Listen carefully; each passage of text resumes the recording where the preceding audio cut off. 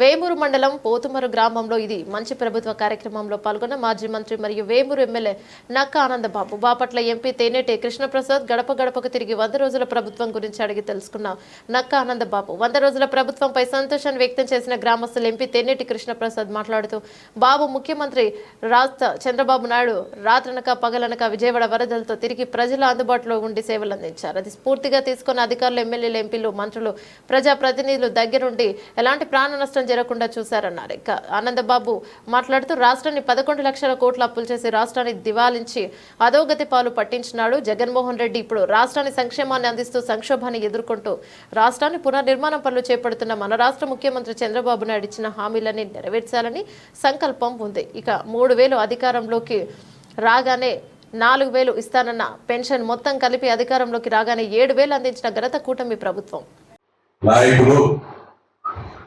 అధికారులు కార్యక్రమాన్ని నడిపిస్తున్నటువంటి స్పెషల్ ఆఫీసర్ డిఆర్డీ ఎంపీడీ గారు, ఎంఆర్ఓ గారు, ఎంపీడీఓ గారు, వివిధ శాఖల అధికారులు, సిబ్బంది, సోదరులు, పాత్రికేయులు అందరూ కూడా హృదయపూర్వక నమస్కారం తెలియజేస్తున్నారు.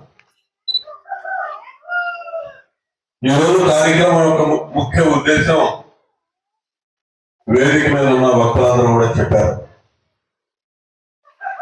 6 రోజుల నుంచి ఈ కార్యక్రమం మీద రాష్ట్ర వ్యాప్తంగా కార్యక్రమాలు జరుగుతుంది.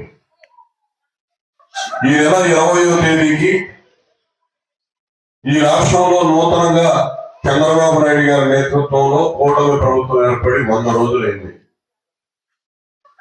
100 రోజులైన సందర్భంగా ఇది మంచి ప్రభుత్వం, ఈ రాష్ట్రంలో ఏర్పడ్డ ప్రభుత్వం, ఇది మంచి ప్రభుత్వం అనే కార్యక్రమాన్ని తీసుకున్నాం. మీరందరూ కూడా ఈ ప్రభుత్వాన్ని ఆశీర్వదిస్తా ఉన్నారు.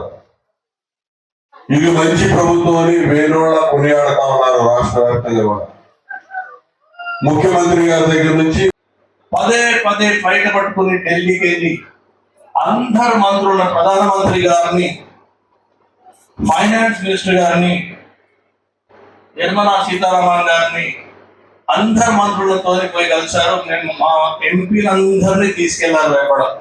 అందరినీ ప్రాధాయపడ్డారు, మీ తరఫున ప్రాధాయపడ్డారు. ఆంధ్రప్రదేశ్ రాష్ట్రానికి ఫండ్స్ ఇవ్వండి అని, ఆంధ్రప్రదేశ్ రాష్ట్రానికి నిధులు ఇవ్వండి అని పదే పోయి ప్రతి మంత్రిని అక్కడ కలిసి, ఢిల్లీలో కలిసి సెంట్రల్ గవర్నమెంట్ ని ఆంధ్రప్రదేశ్ రాష్ట్రానికి మన కోసము, మన ప్రగతి కోసము, మన అభివృద్ధి కోసము మన ముఖ్యమంత్రి గారు పోయి అడిగారు. దాని మూలాన ఇప్పుడు ఏమైందంటే మనకి అమరావతి సిటీ కట్టడానికి, నగరం కట్టడానికి, మహానగరం కట్టడానికి కేంద్ర ప్రభుత్వము 15,000 కోట్ల రూపాయలు ఇవ్వడానికి ఏర్పాటు చేయడానికి అప్పుకుంది. మరి బాబు, ఈ ప్రభుత్వము మంచి ప్రభుత్వమా కాదా చెప్పండి మీరు.